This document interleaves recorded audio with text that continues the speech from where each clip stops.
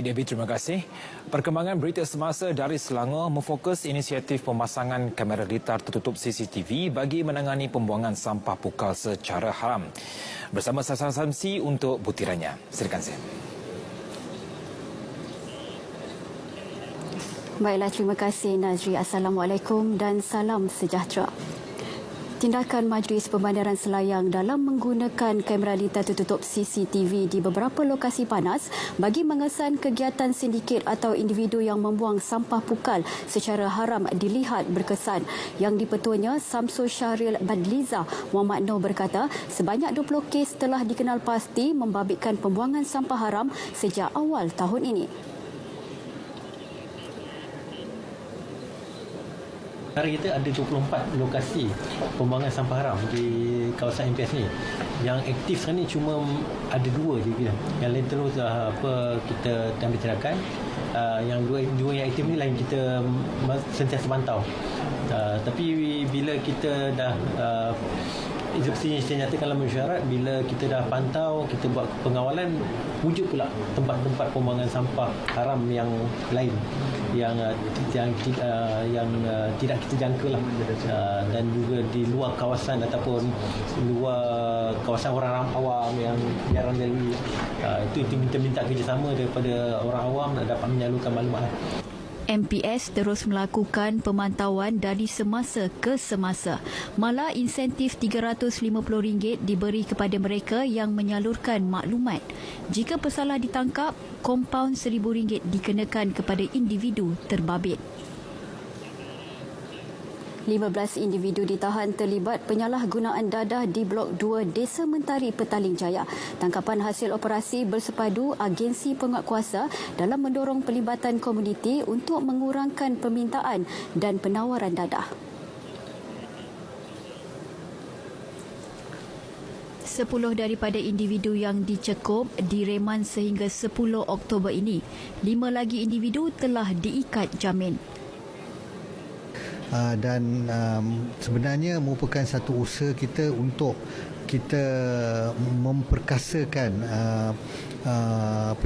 persatuan-persatuan masyarakat setempat bekerjasama dengan agensi kerajaan yang lain supaya kita dapat bersama-sama berusaha membanteras gejala perniagaan dadah ni. Seperti mana yang kita ketahui, salah satu isu yang kita dapati menyebabkan penyalahgunaan dadah di kawasan ni adalah kerana kita dapati kawasan ni kondusif untuk dari segi pengedaran dan juga penagihan tu, dan kita dapat maklumat di mana mereka ni mudah untuk mendapatkan supply, sama ada mereka boleh dapat daripada orang-orang yang ni pengedar yang datang di dalam kawasan kediaman ini yang mengedarkan di kawasan di sekitar di hadapan lift, di kawasan tangga dan sebagainya di kawasan blok ini. Jadi kita pilih di kawasan untuk kita berikan tumpuan. Sehingga kini terdapat 5,330 asnaf fakir dan miskin di Hulu Selangor. Jumlah ini dijangka meningkat susulan pelaksanaan Perintah Kawalan Pergerakan. Menurut Lembaga Zakat Selangor LZS, daerah itu setiap bulan menerima asnaf baharu hasil bantuan penolong amil yang dilantik bagi mengesan golongan yang layak menerima zakat. Ketua Operasi dan Agihan LZS Daerah Hulu Selangor, Muhammad Fazli Sulaiman berkata, golongan yang memerlukan bantuan zakat boleh bertemu penolong amil yang dilantik di masjid sekitar Hulu Selangor. Mereka ini bertindak sebagai wakil LZS untuk menilai kelayakan golongan asnaf.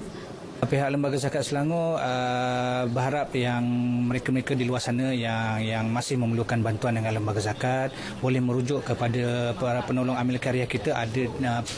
Penolong amil kita ada di setiap karya di negeri Selangor. Boleh merujuk ke biasa penolong amil karya ni ada di masjid-masjid ataupun boleh terus ke pejabat kita di Kuala Kubur Baru.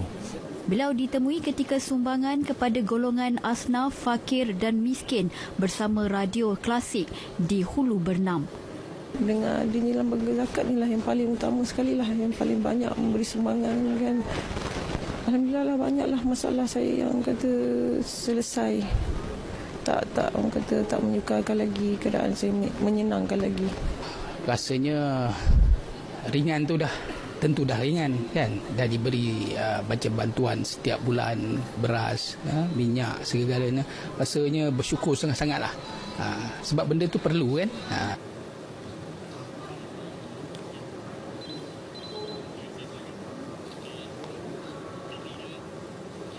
Sekian saja berita dari RTM Selangor. Kembali kepada Nazri di Angkasa Puri.